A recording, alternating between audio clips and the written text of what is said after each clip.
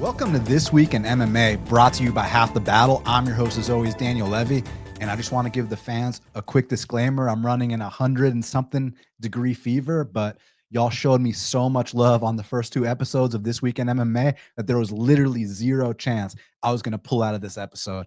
I'm not known for pulling out of anything. Let's get down to business. UFC 310 just went down, and Alexandre Pantoja defended his flyweight title for the third time, making Pantoja the champ with the second most defenses in UFC flyweight history, right behind Demetrious Johnson. And as a result, Pantoja got on the mic and called out the aforementioned Demetrious Johnson. This is what Pantoja said. Alexandre, I think one of the most impressive things is not just that you won tonight, but that you keep getting better. As a champion, as a dominant champion, you continue to improve.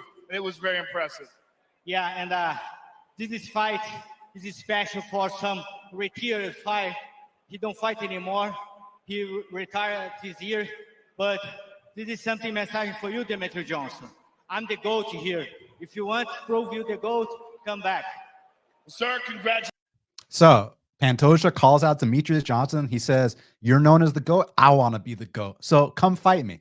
And this was Demetrious Johnson's response. Here's my black ass. I'm sitting down watching UFC 310, watching Alex Pantoja beat Kai Asakura. I'm sitting there, my son's watching, and my son hears my name. My son goes, "Dad, you haven't fought in that company for 6 years. Why is he calling you out?" I was like, "Son, I have no idea." And he goes, "You're also retired. You haven't fought in a year and a half." I was like, "I know, son, but sometimes that doesn't understand everything, you know?" What? But besides that, it was a good fight by Alex Pantoja and Kai Asakura.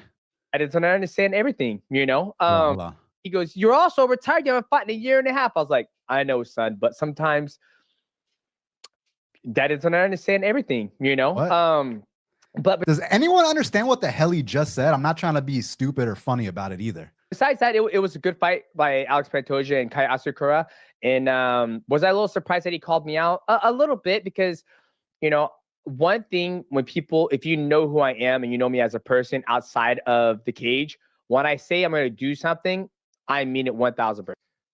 This guy's going to literally put me to sleep hearing him talk. It's unreal, man. But anyways, so he basically said, "My black ass ain't coming out of retirement." Okay, cool. And he tweets out, "Guys, I got offered $2 million to fight." We don't know by who, but that's what Demetrious says. "I turned it down. I don't care to fight anymore. YouTube video dropping soon." And Alexandre responded to that. This is what Alexandre said. The guy say something about money. That he got offered $2 million to fight and turned it down so that he could. Yeah, that's crazy, because it's not about money. You know, like I don't fight more for money. You know, I fight to prove myself. I'm the best of the best. You know, I think everybody here to do that. Of course, you need your bills. You need to pay your mortgage and everything. But we're here to figure out who's the best of the best. You know, that's what I did tonight. You know. I'm super glad UFC give me money for defend this belt. I can pay my bills. I can put my kids in a good place. But I don't fight for just money, you know.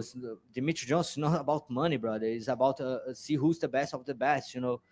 And I just say that because I see he's retired. I don't know about his contract anymore, you know. I don't know if he have something. He can't come to UFC anymore. I don't know. But it's not about money, bro. It's about legacy. It's about see who's the best.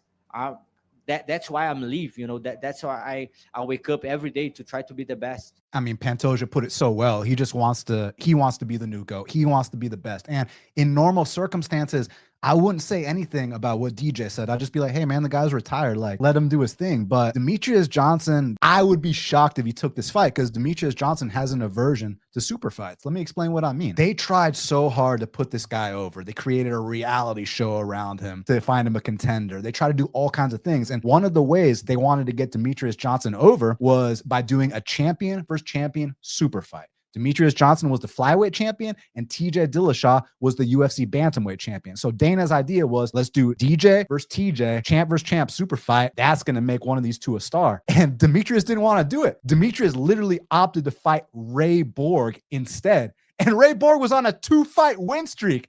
That's how he got his title shot, off a 2-fight win streak. And Demetrious, he opted to fight Ray Borg on a 2-fight win streak instead of TJ Dillashaw. And then you remember Dana White's famous quote, "You want Ray Borg? we'll give you Ray Borg. I'm not thrilled with Demetrious Johnson. You're the pound for pound best in the world. TJ Dillashaw challenges you, one of the best in the world, former world champion, and you flat out deny the fight. Flat out say, I won't do it. I want Ray Borg. Nothing against Ray Borg.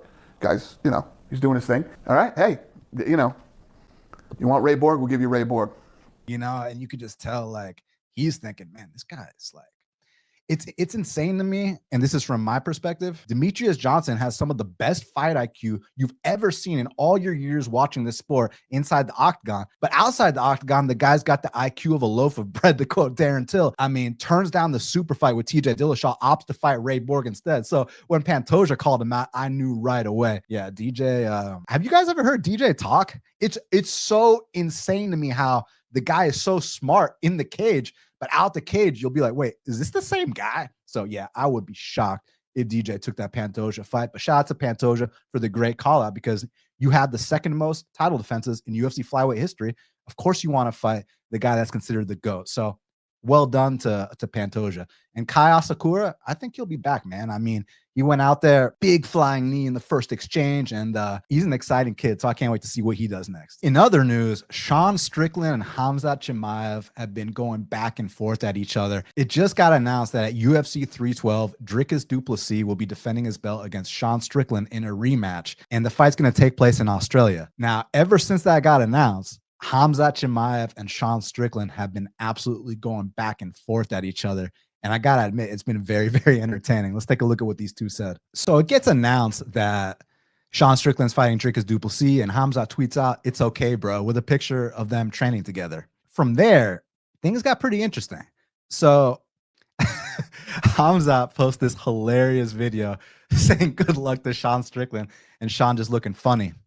So Sean responds, and I just got to give y'all a heads up on the language here.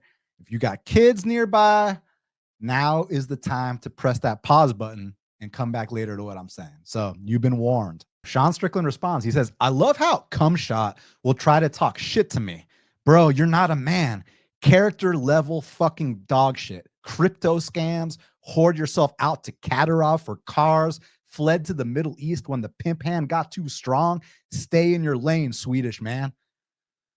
Holy shit. Because the reason I say that is because you say something like that to Khamzat Chimaev in person, and those are fighting words, you're going to get into it right then, right there. And it didn't stop there. A fan asks, can Khamzat even fight in America? To which Strickland responds, no, he can't. And that says a lot. We let everyone in America. This guy has the moral character of dog shit. And then Strickland called him a fake Muslim. Wow. Wow. I know Khamzat did not appreciate that. And then some other fan says, you said in the video that he goes too hard. I'm guessing he was referring to like training, right? And Strickland responds, he goes hard on low-level guys. He's fucking ragdolling a 3-1 guy.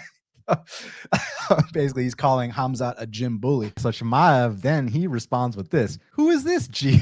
He posts this old-ass picture of Strickland. Yo, this back and forth has got me pumped. So whether it's Khamzat and Strickland or Khamzat and du Plessis, I can't wait to see Khamzat get a title shot. What I love about this exchange, obviously, you know, me and my friends don't talk like that to each other. But what I like is that Khamzat is selling whatever fight he's going to get, whether it's Dricus du Plessis or Sean Strickland, it's going to be a big fight. And they're getting it out the way in, you know, at UFC 312 in February with Strickland and du Plessis rematch. Right after that, you get Khamzat in there with the winner, and middleweight is going to be very interesting again. So in the co-main event at UFC 310, Shavkat Rakhmonov defeated Ian Garry via unanimous decision to become the official #1 contender in the welterweight division. Now, it was a hard-fought battle, and Ian Machado Garry responded to his defeat. This is what he had to say. So I want to say I love all the support. I appreciate you.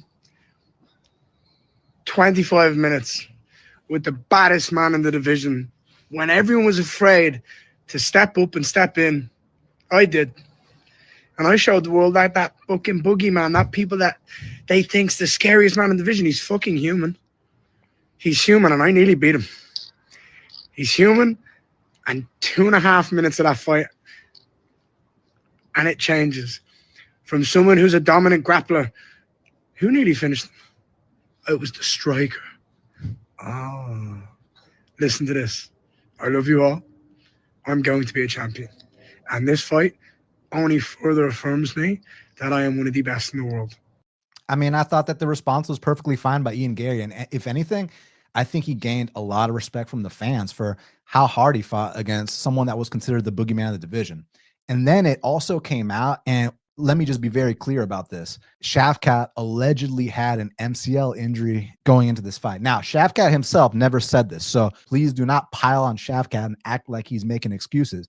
DC actually said it. Now, was it a case where they're like, hey, or they leaked the info to DC and told him, hey, you put it out so it doesn't look like we're making excuses? Or was it genuinely a situation where there was no prompts? DC just put it out there. So we got to find out what the deal is. But Shavkat wasn't the one, making the excuses. But was Shavkat the one leaking that info? That remains to be seen. But all that being said, now I really look forward to Belal Muhammad versus Shavkat Rakhmonov for the undisputed UFC welterweight title. And I think Kamaru Usman might be looking forward to that fight too. He had a little bit of stuff to say about the current UFC welterweight champion, Belal Muhammad. This is what he said. What are we doing when even the security working the UFC event don't know you are a champion? Oh my God. Kamar, you enjoying that a little too much. My bad.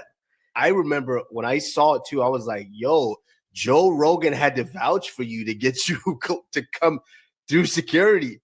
Did you hear what Joe Rogan said? Oh, he's the champ. Let him in. I mean, listen, man, Kamaru Usman's on a 3-fight skid. He has not looked the same since he lost the belt. And I get it. You're trying to inject yourself in the conversation and possibly be a contender for Belal Muhammad's belt. But Belal Muhammad did not take kindly to what Kamaru Usman said. And I thought his responses were very, very witty. So Belal responds to this. He says, how is the podcast called Pound for Pound if he's not even ranked? Sorry, I thought that was good. Belal also responded, isn't that the guy I made cry on his own podcast? And what's interesting about that is allegedly word on the street was that Kamaru on his podcast with Henry Cejudo had Belal Muhammad on. And allegedly Belal and Kamaru got into a very heated exchange. Word on the street, rumors have it that they had to get in there and separate Kamaru because he got super heated and they've never dropped the footage. So Kamaru and Henry, drop the footage. We're all waiting. Ho Choi had one of the best performances of the night against Nate Landwehr, and now he's unbeaten in his last 3 fights. Now, officially, I think he's on a 3-fight win streak because he won every round against Kyle Nelson. How can you call that a draw? But officially, he's won 2 of his last 3. He's won his last 3 in a row. But anyways, Ho Choi called out Bryce Mitchell. He got on the mic and did it. Bryce Mitchell goes to the press conference, says he's interested. And later on, Ho Choi posted this on his Instagram. Check it out. So Ho Choi, he posts a little screen of the earth and he writes April ? May ? At Thug Nasty UFC. So, a nice little stab at the flat earther, Bryce Mitchell. I think that's the perfect way to attack the trash talk against someone like that. And Bryce recently rebounded from the Emmett loss with a slam KO plus elbows against Kron Gracie. I think we have to see Ho Choi versus Bryce Mitchell next. I couldn't help but feel so happy for Vicente Luque after that first round finish of Themba Gorimbo. Luque goes out there and sets the record for the fastest anaconda choke in UFC welterweight history. You got to feel happy for a guy, especially considering what he went through. Check out this finish. So they're starting off and Vicente catches him with this nasty right hand. Boom. Puts him down immediately. Gorimbo is out on his knees, shoots for a sloppy shot, anaconda choke right away. Puts him to sleep. Not even a contest. I mean, that was absolutely nasty and devastating. So it's good to see a guy like Luque back in the win column. And especially after all the things that people were saying regarding, this man being done. And, he had some issues upstairs a couple fights ago. And to get a win like that against a guy in Themba who might not be a top 15 guy, but was on a win streak, has the endorsement of The Rock, was talking huge going into the fight. You got to feel super happy for the silent assassin, Vicente Luque. So congrats to him. In the main event of UFC Tampa this week, Joaquin Buckley is taking on Colby Covington in a welterweight showdown. And Joaquin Buckley recently revealed that this is the last fight on his UFC contract, and he's not trying to negotiate before the fact. He's going to bet on himself, go out there, try his best, and after that, he feels like that's what's going to lead to the bigger opportunities. The kind of performance he wants to put on will get him the kind of money he wants, according to him. So good luck to Joaquin Buckley with that. And it'll be interesting to see Colby Covington back in there because his last performance was absolutely a far cry from the Colby Covington that we've become accustomed to. So interesting fight in the UFC Tampa main event this weekend. Here's what Buckley said. Right now, we on the same contract. We on the same deal. But on the win. I promise you though. Yeah, we up there. That new money master definitely coming out. So he's gambling on himself. So good luck to Buckley with that, because you love to see guys that are confident enough to take those risks when an opportunity calls itself like this. He wants to show his worth. He's not trying to be like, hey, give me all this money up front. No, he wants to go out there, show that, hey, I deserve the kind of money that you guys are going to offer me, but I'm going to show you first. So respect to Buckley for that. You always have to show respect to anyone that's willing to gamble on themselves. And that's exactly what Buckley is willing to do. So I can't praise him enough for that. I don't know if y'all heard the rumors, but Merab Dvalishvili and Umar Nurmagomedov, the two men competing in the co-main event at UFC 311 for the undisputed bantamweight title, these two don't like each other.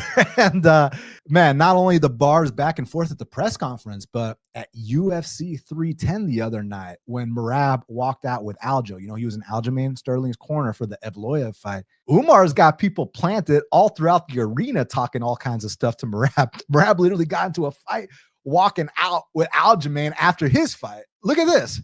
So I think that's Dennis Bazookia that was getting into a fight with the fans too. I think he must have been in Merab's corner, but Merab put a whole video. They identified this guy that's part of Umar's crew or whatever. And apparently that guy was taunting them and saying all kinds of stuff, you know. And then, oh, here we go. We got to get to the footage of the fight. Yeah. So I think that's Bazookia. Don't quote me on it. Then the fans escort that guy out the building. You see pictures of him and Umar together. So, but I want to see the clip of Merab going after this guy. So Merab obviously needs to be restrained. He wants to go right after this dude. Then I think that's Bazookia, who we've identified. But just to scroll back a little bit, look at Merab here. He's going crazy, man. Merab seems so unhinged since this fight with Umar got announced. And Dana White even said, like, I had plans that same night of UFC 311. Now I'm going to Los Angeles to watch this fight. There's no way I can miss it. So yeah, Umar and Merab are doing a very good job selling this fight, whether it's authentic or not. It seems legit to me. Now I have to see this fight. Everyone's got to see this fight. So Carlos Prates knocked out Neil Magny, and afterwards it was revealed that he actually got offered the fight against Shavkat Rakhmonov before Ian Garry did. But Carlos Prates wanted to take the fight, but he wasn't allowed to because he had a broken foot. He said he wanted to take the fight anyways. Dana's like, nah, dude, get that taken care of. But Carlos Prates recently did an interview with Submission Radio where he revealed that I want to fight JDM in Australia. This is what he said. Bro, I UFC didn't say anything about that fight, to fight there, but on my mind, I'm planning to fight there. So I back to train last week, you know. My doctor say I came back to train. I cannot kick, but I still doing a recovery of my feet, but I back to training already, you know. Back slow, train grappling. Today I'm gonna train boxing and help in and fight condition. But yeah, I planning to fight there. I don't know if I'm gonna fight there or who I'm gonna fight there or if I fight there. But I'm thinking on my mind, I'm getting ready to fight in Australia. He sounds pretty dead set on fighting in Australia. And word on the street is Carlos Prates' daughter actually lives in Australia. So he's very committed to going there and being with her, which is really cool to see. And it's just awesome to see a guy who you're dealing with a broken foot and you're rushing to get back in there. I mean, the rushing part isn't cool in terms of like, you know, in terms of being smart, but it's cool in terms of like, this guy just wants to fight. This guy is a true warrior, a true fighter. He's not riding off the fact that, hey, I'm the rookie of the year, I got all these bonuses. No, this guy wants to get back in there and become a world champion. And that's what you love to see. So we need more guys like Carlos Prates. So on the first episode of This Week in MMA, we showed the hilarious footage of the press conference between Darren Till and Tommy Fury, where Darren Till was talking all kinds of absurd stuff, very entertaining, back and forth, talking about how he's going to head kick Tommy, how he has no fear of anyone in the room, how Tommy has the IQ of a loaf of bread, all this great stuff, which, like I told you, I had zero interest in watching that fight until Darren Till sold it for me. And it's obvious Darren Till isn't going to actually throw head kicks. He's just selling the fight. Well, Tommy Fury pulled out of the fight, and this is what Tommy Fury had to say regarding that pullout. I can't believe I'm writing this, but I am now not fighting Darren Till on January 18th, 2025. For one simple reason, being that Darren has stated over and over that he does not want to abide by professional boxing rules, and that if he is losing the fight, he will resort to kicking and other stupid MMA tactics. What do you mean by stupid MMA tactics? Kicking is legit. I get it. It's boxing. Anyways, let's keep going. He says, I'm a professional boxer. I've been out of the ring for over a year, and I wanted this to be a great boxing fight for the fans. I have wasted weeks in training camp. We are working hard to get a new opponent and date, and I promise to get a better opponent and better fight for you guys. Good news around the corner. I mean, I think Till was right about this guy. I mean, he really is an empty head. He really is a shit house. He really does have the IQ of a loaf of bread. Check out Darren Till's response. What's happening, everyone? I've just got to the gym now to do my sparring this morning, and I've just been shown that Tommy Fury's put up a fucking post saying that he's not fighting because I've threatened to kick him in the head. I said I'd kick him in the head at the press conference as a mental warfare tactic, and since then I haven't said anything else. I've been hard at work in the gym, preparing for this boxing match with him on January 18th. I said to everyone that Tommy was going to pull out regardless of anything. I fucking knew it since the press conference. So now it's confirmed what I said. He's a shithouse, family of shithouses, and now Tommy's not fighting. I've been hard at work, boxing for 2 years. I haven't thrown a kick in 2 years. I threw one kick on a video as a mental warfare tactic. Never in a million years would I throw a head kick in a fight that is only boxing rules. I stick to the rules. I've always abided by the rules throughout my whole career. So now I've got to the gym to do my sparring this morning, 8 rounds of sparring, and Tommy Fury's pulled out. Tommy Fury, you are the biggest shithouse I have ever come across. You are not a man. I mean, it really is insane that Tommy Fury pulled out the fight. Like, you really think Darren Till is unhinged enough to actually throw head kicks? Like, he gets sued badly. Like, so yeah, Tommy Fury, it really is an empty head. I hope they rebook that fight for Darren Till's sake. He deserves it. So on the first episode of This Week in MMA, we showed you the very entertaining pre-fight buildup between Tyson Nam and his opponent in Japan, which I wish I knew his opponent's name, but apparently, and I've been told this by certain sources, they had an insane rule set, and they set up Tyson Nam in a way where you can't even script this stuff. So apparently it was 1 minute rounds. And check out what happened to Tyson Nam when he showed up in Japan for this fight. So already, I guess the promotion's called Breaking Down. They don't even tag Tyson Nam in the fight poster. That's the first thing. Then Tyson Nam, he tweets this out. I believe this is the night before his fight. It's almost midnight, and I fight tomorrow. Why the fuck am I waiting in the lobby, waiting around for the promotion to come down here to book my room? This should have been done at least 3 hours ago. I need a fucking sleep. Yeah, no shit you do. You're a professional athlete, and this is the kind of stuff that I'm not surprised they're doing over there. I've heard about people doing this stuff in Russia too. One time I had a teammate, an American teammate, fly out to Russia to compete against a Russian, and they leave his bags at the airport. He doesn't even get a full night's rest the day before the fight, and then he goes out there and the Russian destroys him. So basically, I haven't seen footage because it hasn't been posted anywhere, but apparently Tyson Nam got slept with a right hook. Now, I need to see the footage, but they legitimately set Tyson Nam up with the biggest BS you've ever seen in your life. And I just feel for the guy because he's always entertaining. And, you know, being in his 40s now at this point in his career, you just don't like seeing fighters get taken advantage of like that. Not to mention when you read about Tyson Nam's history and how certain promotions prevented him from going to the UFC early on, back when he knocked out the Bellator champion, Eduardo Dantas. Yeah, look that up. So Tyson Nam has a history of getting screwed. And I don't think this promotion will do right by him, but I hope someone else does.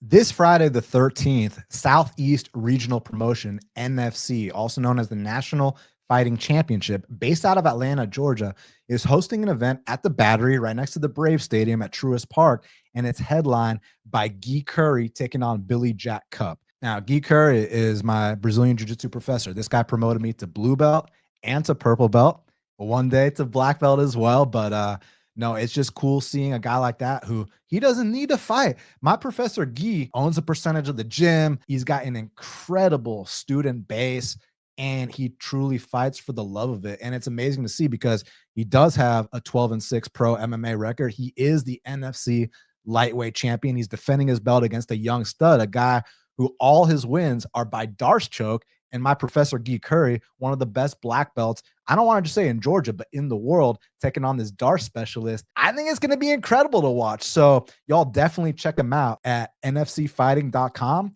And Friday, you got nothing to do? Check out this fight because D. Curry's about to throw down. And don't be surprised if he submits the submission specialist. But all I got to say, official prediction, and still. Well, I want to thank y'all so much for checking out the 3rd episode of This Week in MMA. Thank y'all so much for all your support. Please hit the like button, hit the subscribe, leave me a comment, share if you feel so inclined. I'll be back later this week for the fight predictions. Hope y'all have an amazing week. And until the next time,